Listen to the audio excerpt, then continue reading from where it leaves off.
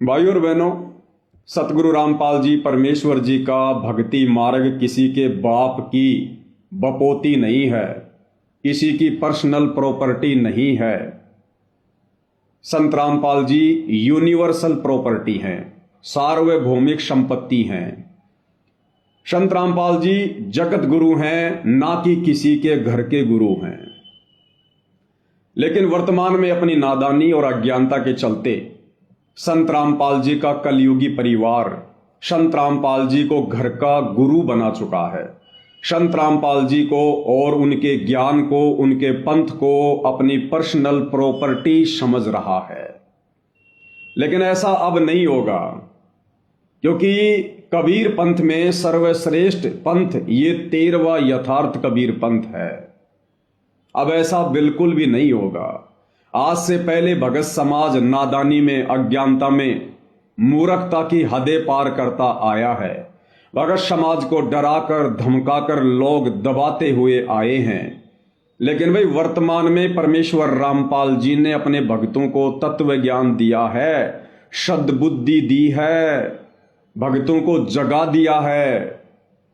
और बरवाला कांड 2014 के बाद जिस तरह से सतगुरु रामपाल जी ने साध संगतियां शुरू करवाई हैं, साध संगतियों के माध्यम से परमेश्वर ने अपने जो सूरमा बच्चे, सूरवीर बच्चे जो इस पंथ में तैयार किए हैं, जो लगातार वर्तमान में बरवाला कांड के मुख्य दोषी, मुख्य षड्यंत्रकारी संत रामपाल जी के परिवार की, शतलोक आश्रम कमेटी की डंके की चोट पर पोल खोलते आ रहे हैं और खोलते रहेंगे। भाई ये गलती बिल्कुल भी मत करना। आप चाहे संत रामपाल जी के बेटे हैं, चाहे बेटियां हैं, चाहे उनके भाई हैं, चाहे उनके भतीजे हैं, चाहे उनके रिश्तेदार हैं, संत रामपाल जी को घर का गुरु और घर की प्रॉपर्टी समझने की गलती ना करना। भाई और बहनों, जैसा कि आप सबको पता है, आने वाला समय संत रामपाल जी का है। 2028 युग परिवर्तन निर्धारित समय है। और जब जब धरती पर युग परिवर्तन होता है, तब तब भाई और बहनों महाविनाश होता है, त्राही माम होता है, अपार जन हानि होती है।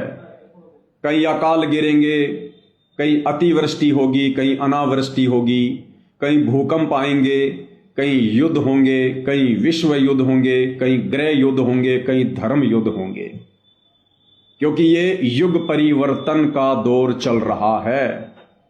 समय बहुत कम है। 2026 शुरू हो चुका है और 2028 निर्धारित समय है।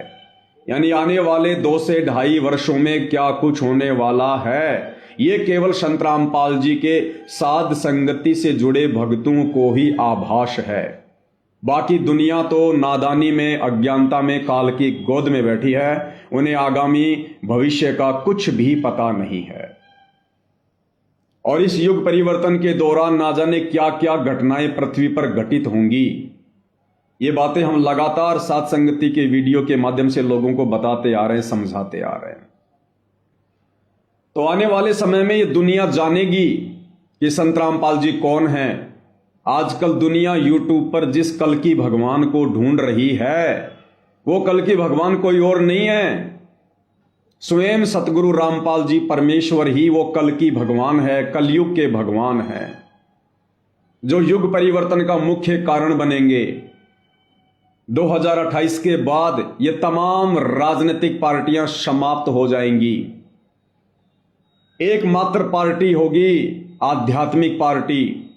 सतगुरु रामपाल जी के सानिध्य में उनके भगत पूरे विश्व का संचालन करेंगे।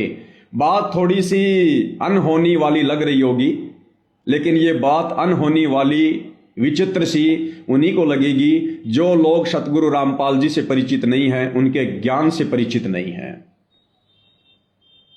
तो भाई और बहनों, सतगुरु रामपाल जी के पंथ में 2014 बरवाला कांड के बाद से ये जो पंथ है, ये जो मार्ग है, ये 2 भागों में विभाजित हो चुका है। यानी संत रामपाल जी की संगत 2 भागों में बंट चुकी है, विभाजित हो चुकी है।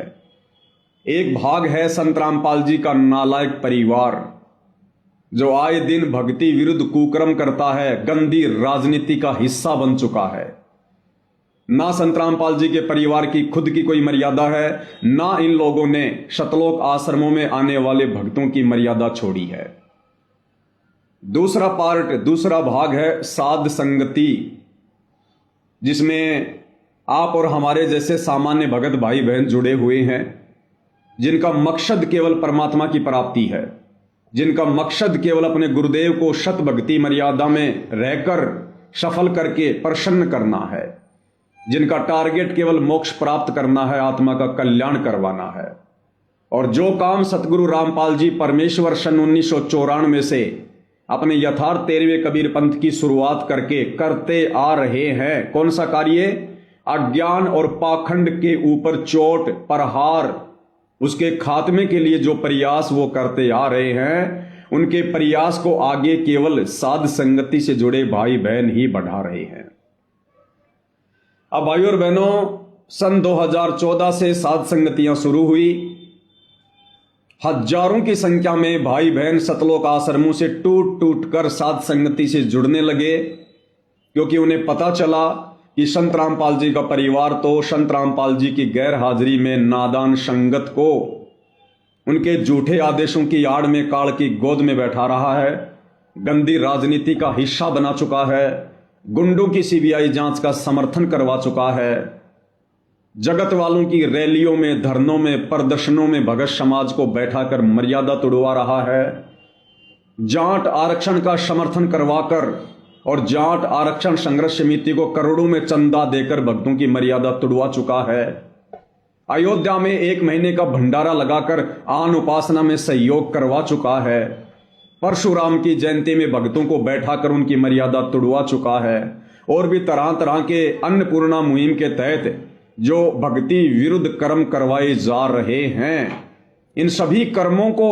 जो भक्ति विरुद्ध है, जो संत रामपाल जी के परिवार के द्वारा करवाए जा रहे हैं, उसके पीछे की मानसिकता क्या है, ये हम आपको पहले वीडियो बनाकर बता चुके हैं। तो इन तमाम भक्ति विरुद्ध कर्मों को देख देख कर शतलोक आश्रमों से भगत भाई बहन टूट टूट कर साध संगति से जुड़ते जा रहे हैं कि भाई हमने तो भक्ति करनी है। ये जो संत रामपाल जी का परिवार कभी भक्तों से बीजेपी को वोट डलवाता है, कभी कांग्रेस को वोट डलवाता है, कभी हमें कांग्रेसी बनाता है, कभी भाजपाई बनाता है, तो भक्तों ने विचार किया कि ये काम तो हम पहले किया करते थे। अरे कांग्रेसी तो हम पहले थे, भाजपाई तो हम पहले थे, और संत रामपाल जी के पंथ में आने के बाद, उनके मार्ग में आने के बाद संत रामपाल जी का परिवार हमसे वही गंदी राजनीति करवा रहा है, जिस गंदी राजनीति को हम छोड़ चुके हैं।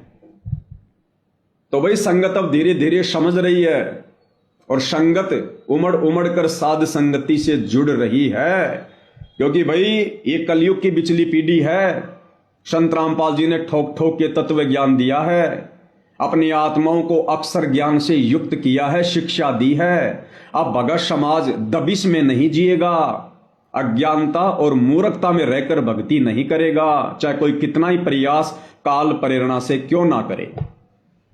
तो भाइयों और बहनों, 2014 बरवाला कांड के बाद साध संगति के माध्यम से सतगुरु रामपाल जी के विशेष आशीर्वाद से जिस प्रकार से संत रामपाल जी के परिवार के अज्ञान और पाखंड के ऊपर चोट मारी जा रही है, और पिछले 10 वर्षों से संत रामपाल जी के परिवार ने, सतलोक आश्रम कमेटी ने हम साध संगति से जुड़े भाई बहनों को दबाने के लिए, हमारे को चुपचाप बैठाने के लिए हमारे ऊपर कितने प्रकार के तो मुकदमे कर रखे हैं। घर में घुस घुस कर गुंडों की तरह सतलोक आश्रम मैनेजमेंट हरियाणा वालों ने, सतलोक आश्रम कमेटी ने हम साध संगति से जुड़े भक्तों के ऊपर जानलेवा हमले किए हैं। धमकियों की और गालियों की तो कोई सीमा ही नहीं है, लेकिन उसके बावजूद भी ये लोग सच्चाई के रास्ते पर चट्टान की तरह खड़े हुए संत रामपाल जी के विशेष भक्तों को, साध संगति से जुड़े सत्सेवक भाई बहनों को टस से मस भी नहीं कर पाए। अब भाइयों और बहनों, इन सतलोक आश्रम वालों ने, संत रामपाल जी के नालायक परिवार वालों ने एक नया हथकंडा अपनाया है, एक नया षड्यंत्र मुझ पवन दास के खिलाफ शुरू किया है। और वो षड्यंत्र क्या है? इन सतलोक आश्रम वालों ने देखा कि भाई ये पवन दास और ये साध संगति से जुड़े भाई बहन किसी भी कीमत पर चुपचाप बैठने को तैयार नहीं है, ना ये पैसों में बिक रहे। हमने इतने मुकदमे कर दिए इनके ऊपर झूठे, ये मुकदमों से भी नहीं डर रहे। हमने इनके साथ कितनी बार इनके घरों में घुसकर साध संगतियों में जा जाकर इनके साथ में मार पिटाई की, फिर भी ये नहीं मान रहे। पुलिस प्रशासन को पैसा देकर शराब पिलाकर हमने इनके ऊपर हमले करवाए, फिर भी ये लोग नहीं मान रहे। तो अब भाइयों और बहनों, इन्होंने एक बहुत ही गंदा और घटिया तरीका अपनाया है। और वो तरीका क्या है?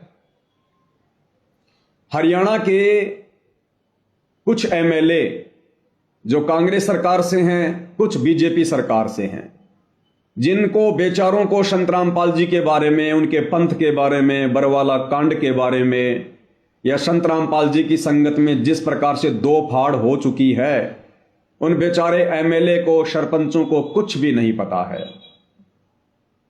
अब ये आश्रम वाले क्या कर रहे हैं?